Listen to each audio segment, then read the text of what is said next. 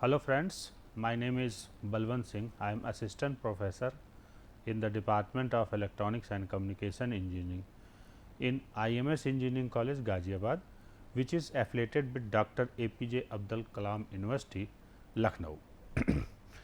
In the last lecture, we had studied about the LTI system, and basically what is the LTI system? Basically LTI system is linear and time invariant system, where if a system is linear and if a system is time invariant, then it is LTI system. Next, in this lecture we will study about the differential equation and difference equation, which is used to represent LTI system. Okay. We know that the differential equation are used for continuous time system, are used to represent continuous time system, while difference equations are used to represent the discrete time system. First of all, here we will discuss about linear constant coefficient differential equation. To better understand, let us have a first order differential equation which is shown in the slide, and that is dy t upon dt plus 2 y t is equals to x t, okay, where y t is the output and x t is the input. Means I want to say we have a LTI system,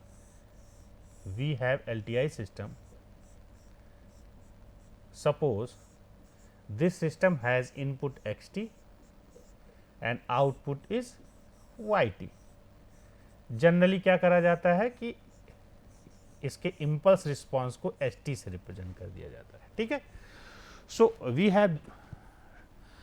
have a first order differential equation and which is dy t upon dt plus 2 y t is equals to x t. Okay. And to solve this equation in the mathematics, you know that to solve this equation we must specify one or more auxiliary conditions, first case, and different choices of these conditions then lead to different relationship between input and output. Basically, suppose करते हैं यहाँ पे कि you have a input signal which is represented by x t is equals to k e की power x t is equals to k e की power 3 u t. There is some slight mistake. This is the k e की power 3 t u t. Okay. This multiplication with the u t means the signal is right hand sided signal. Okay. अगर आपका input ये दे दिया गया, आप अपनी तरफ से कोई भी इनपुट मान लीजिए, तो जो आपका आउटपुट आएगा, output is completely combination of the particular solution and homogeneous solution, that is Y P T and Y S T. ठीक है. सो यहाँ पे हमको दोनों चीज़ें समझना होगा, what is the particular solution and what is the homogeneous solution. In solutions को निकालने के बाद हम उसको ऐड कर देंगे. इसका मतलब सिंपल सी ये बात है कि we have to understand what is the particular solution and we have to understand what is the homogeneous solution. उससे पहले की बात दिमाग में हमको ये रखना है कि we must know the auxiliary condition. What are the auxiliary condition? Basically mathematics में आप लोगों ने देखा होगा इनिशियल कंडीशंस दिए रहते हैं, y minus one, Y zero, X one, X minus one, इस तरह की बातें हमको भी कोई भी कंडीशन में दिया होगा, तो उसके हिसाब से हम को भी देखना पड़ेगा कि आपका सिस्टम क्या रिस्पॉन्स कर रहा है. तो to continue this talk we have to understand what is a particular solution and what is the homogeneous solution. Basically अब remember the equation number 1. Equation number 1 क्या है आपका? Equation number 1 is equation number 1 is dy t upon dt plus 2 y t is equals to x t. Remember equation number 2. Equation number 2 is the k e की power 3 t u t, and equation number 3 is the y t is equals to y p t plus y s t, because we will call these equations when we solve this differential equation. Okay. So अब particular solution क्या होगा? Equation number 1 satisfy, particular solution means ypt satisfies the equation number 1 and yst homogeneous solution is a solution of the homogeneous differential equation.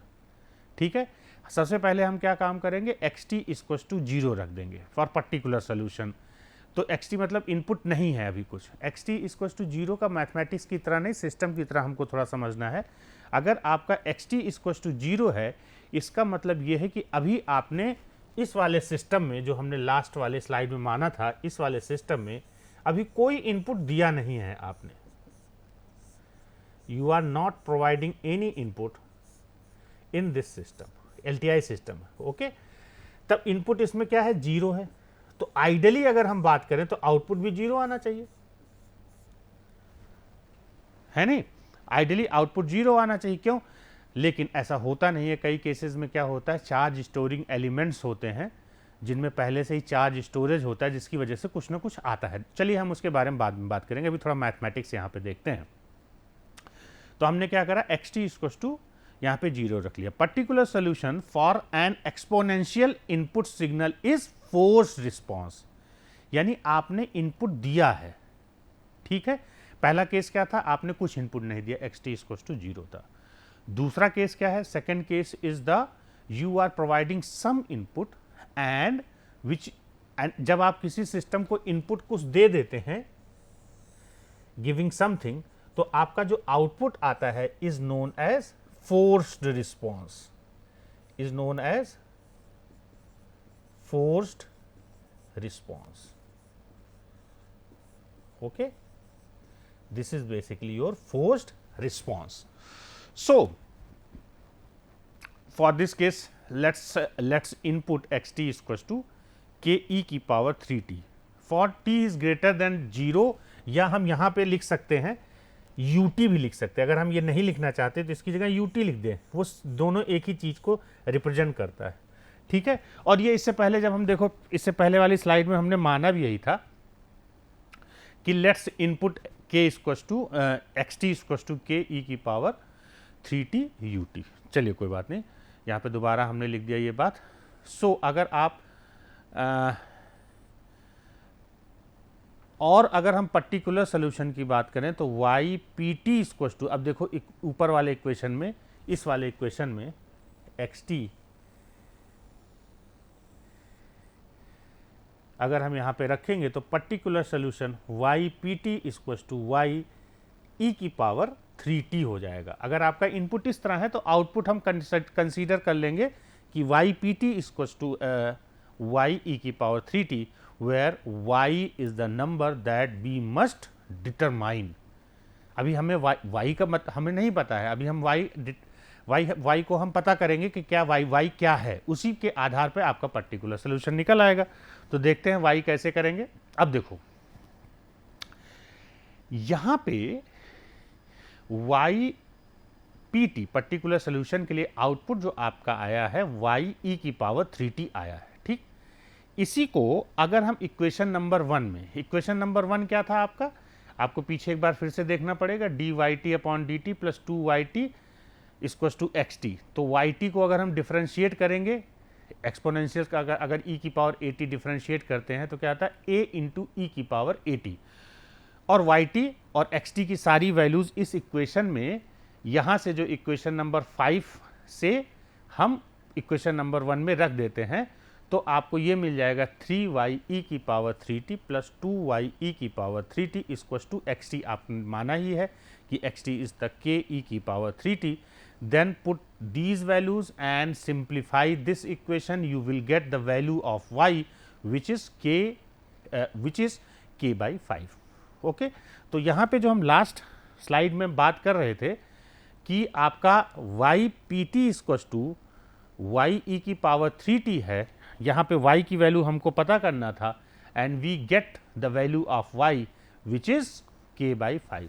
ठीक है, तो अगर हम y की value equation number जो आपने ये माना था 5 में रख दें तो आपका पर्टिकुलर सोल्यूशन आ जाएगा। After putting the value of y which is k by 5 we will get the particular solution of the assumed differential equation which is ypt is equals to k by 5 e की power 3t for of course for t is greater than 0. Okay. Let's understand what is the homogeneous solution. To better understand what is the homogeneous solution, we have hypothesized a solution of the term. Suppose करते जैसे उसमें y e की power 3t माना था, homogeneous solution के लिए हम मान लेते हैं y h t equals to a e की power s t, y h t equals to a e की पावर s t. अब फिर इक्वेशन नंबर 1 में आपको ध्यान रखना पड़ेगा, इक्वेशन नंबर इसीलिए मैंने बार बार कहा था कि आप ध्यान रखो, d y t upon d t plus 2 y t equals to x t, इसमें हम ये वैल्यू ए ई की पावर एस टी रख देंगे तो then we will get and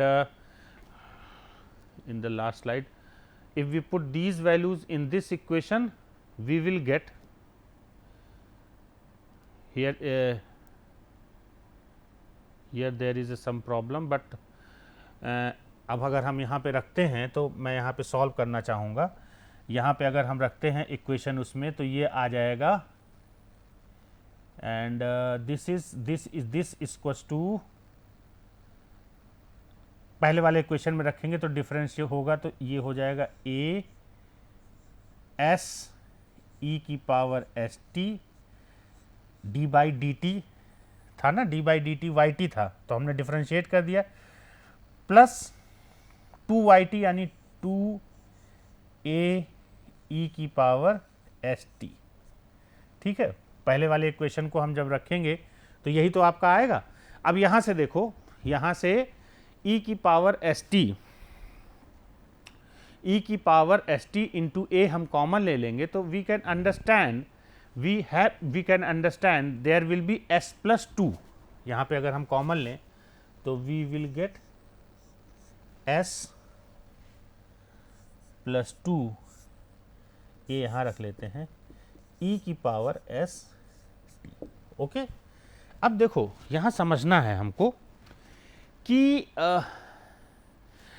इस वाले इक्वेशन में होमोजीनियस इक्वेशन के लिए ये क्या होना चाहिए, 0 होना चाहिए. ए एस प्लस 2 ई की power s T should be 0. और ये 0 कब होगा, ई की पावर एस टी तो 0 हो नहीं सकता. एस की वैल्यू अगर आप 0 भी रखोगे तब भी ई की पावर एस टी 1 आएगा. ए क्या है, एक कांस्टेंट है.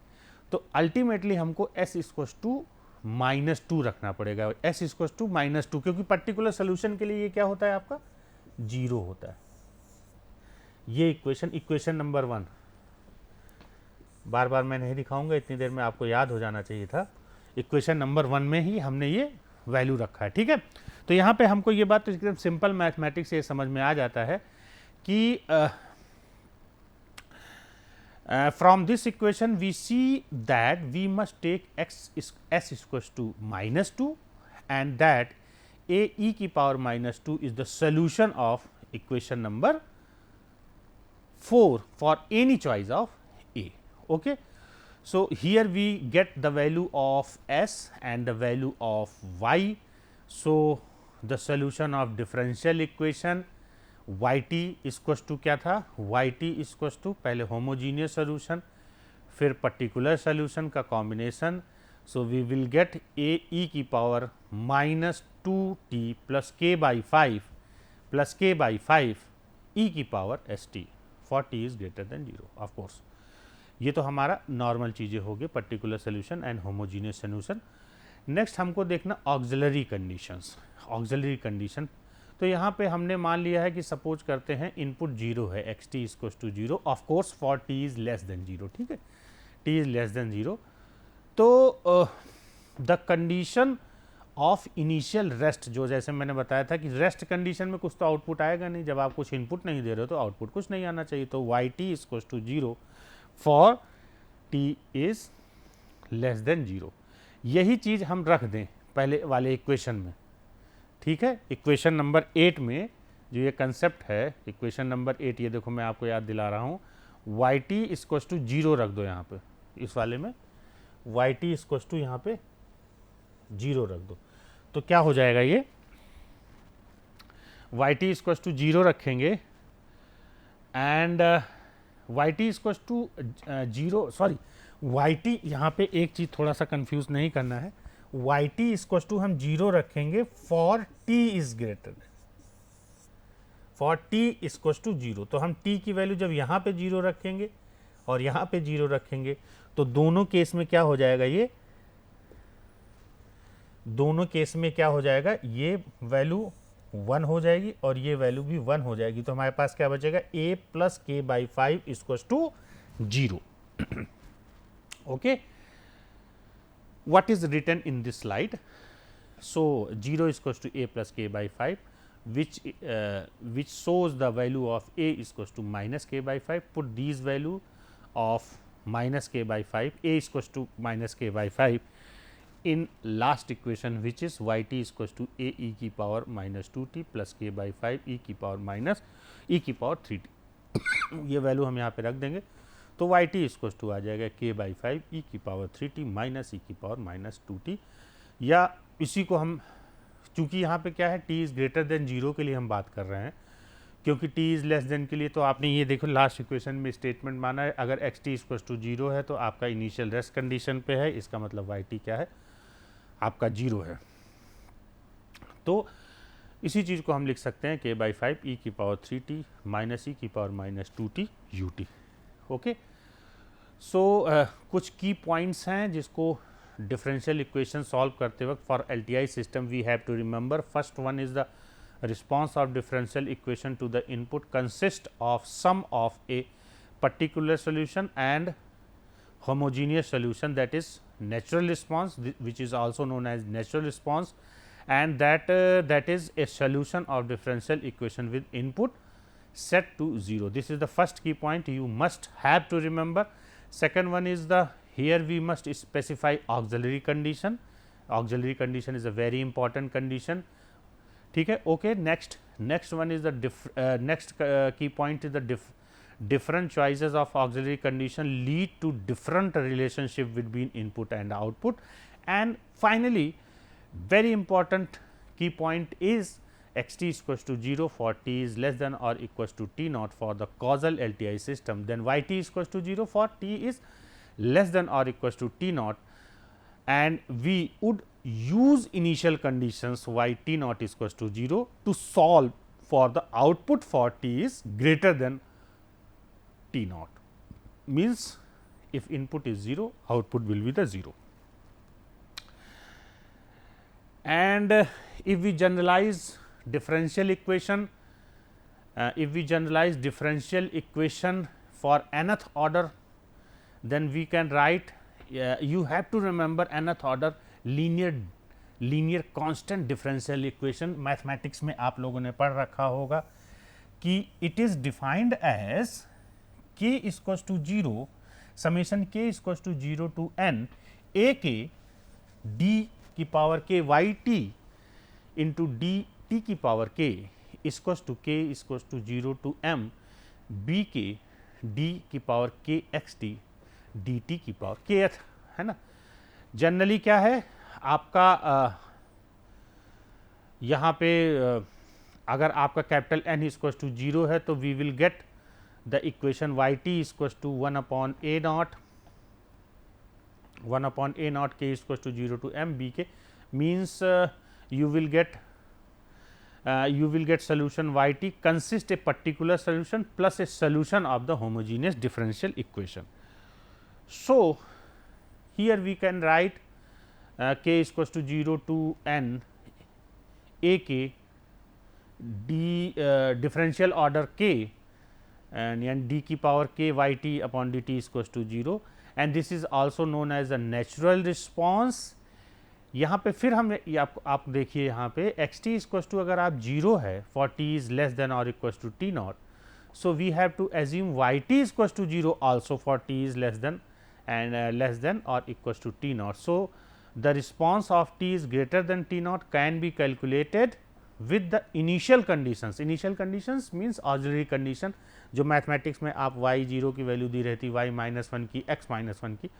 So we can write generalized term of differential equation for LTI system like this manner, which is yt naught is equals to dy t naught upon dt is equals to d की power n minus 1 yt naught upon dt की power n is equals to 0 and so on.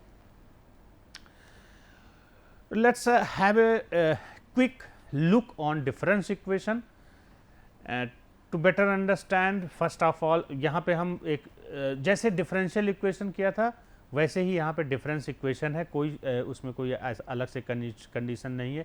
Natural response और particular response ये सारी बातें इसमें same है. बस हमको क्या ध्यान रखना है कि basically nth order constant coefficient difference equation is defined as summation k is equals to 0 to capital N a k y n minus k is equals to k is equals to 0 to m. These are not equal, remember that m and n are not equal, b k x n minus k. Okay, this is the generalized form of the difference equation, constant coefficient difference equation, and the solution of this equation which is y n can be written as the sum of particular solution and the homogeneous solution, जैसा कि हमने differential equation में concept देखा था. तो यहाँ पे वही है, आपका n की वैल्यू आपका 0 रखने के लिए तो हमारा ये हम लिख सकते हैं कि आपका k equals to 0 to capital N a k x n minus k equals to 0 and the solution to the homogeneous equation is often referred to the natural response. Okay, ये हमने मान लिया है कि equation number 2 is the natural response. Okay.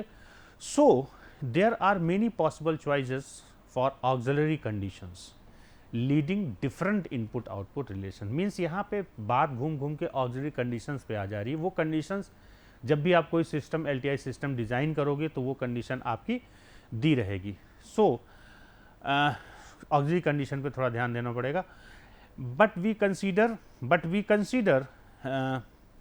Initial rest condition x n equals to 0, जैसा कि differential equation में हमने देखा था, for n is less than n not, and with initial rest condition the system will be LTI and causal.